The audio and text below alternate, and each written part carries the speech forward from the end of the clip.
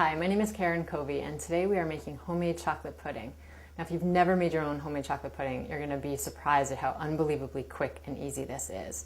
We start with actually a combination. I put it all together here. Sugar, a little bit of cornstarch, and cocoa powder. Now, it's really important to have a little bit of cornstarch in here because that's actually what's going to help it thicken. So we're just going to whisk this all together really quickly in the same pan that we're going to make the pudding. So we're just using one pot to make this whole thing.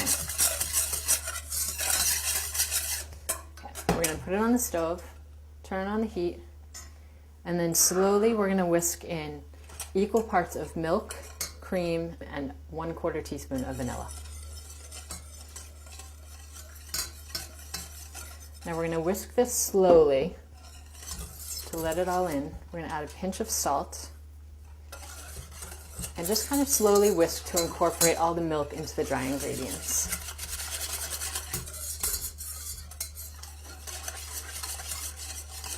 And once it's all incorporated, we're actually going to turn the heat up to a good medium high and let it just work its wonder here.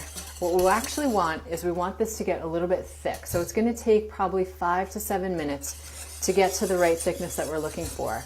And you have to be a little patient here. It's going to take a few minutes, but you're just going to stand here and kind of watch it and stir it every once in a while. You just, especially as it gets going, you don't want it to stick to the bottom of the pan. So just keep an eye on it and stir it every once in a while just to make sure it's all incorporated here. So our chocolate pudding is getting nice and thick. It's been about 5 minutes, and you can see it's just starting to get a little thick. And if you run your whisk through it, it will leave a line and it will hold its shape, so you know it's getting to the thickness that you want. And when it gets to that point, we're going to add in our chopped chocolate. Now, you don't have to chop it this fine, but it will just take a little bit longer to melt, so I like to chop it pretty fine and get it in here.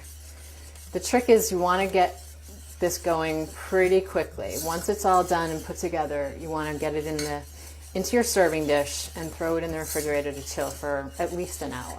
Longer the better, but at least an hour, just so it has time to set up. So once the chocolate's melted, which it is, you can see, I'm going to take it off the heat and stir in a half a tablespoon, of butter. Now, this is just a little bit indulgent. It's not necessary, but what it actually does is it gives the chocolate pudding a little bit of a nice glossy finish. So you don't have to add it, but it adds just a nice little decadentness at the end. And it's chocolate pudding after all.